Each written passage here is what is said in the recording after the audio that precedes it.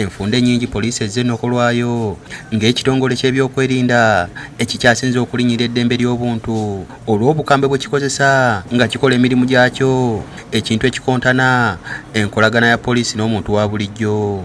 Because of their education level, could it be the environment they are working in? And it's very key in my perspective because they are the people that interface directly with the community. Mu kwongera okusalira ekizibu kino amagezi, gavumenti ng'eri wamu n'abanoonyereza ku ssettendekero w'e Makerere batandisewo kaweefube w'okutalaga amatendekero g'abasirikale nga babangula ababatendeka ku nkwata y'abantu. Incoherent conception.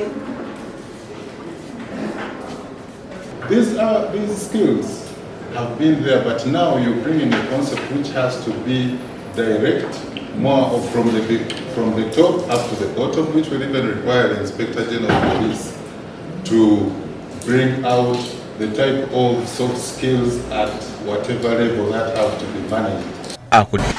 How we bring in the issue of perception of the soft skills by our recruits, because sometimes they are not hard skills in themselves that the trainer is passing on, but because for them they think when they recruit you, you are going for PowerPoint presentation about policing, when you reach there and they roll you in the mud, you think they are hard skills. Yakulembeddemu enteekateeka eno okuva e Makerere, Dr. Badru Musi atangazizza ku kigendererwa kya pulojekiti eno. Enteekateeka eno yajja oluvannyuma lw'okulaba nti abantu waliwo olukonko wakati wa poliisi n'omuntu wa bulijjo nga baga nti abapoliisi babayisa bubi, babatulugunya, babakwata bubi, tebawuliriza.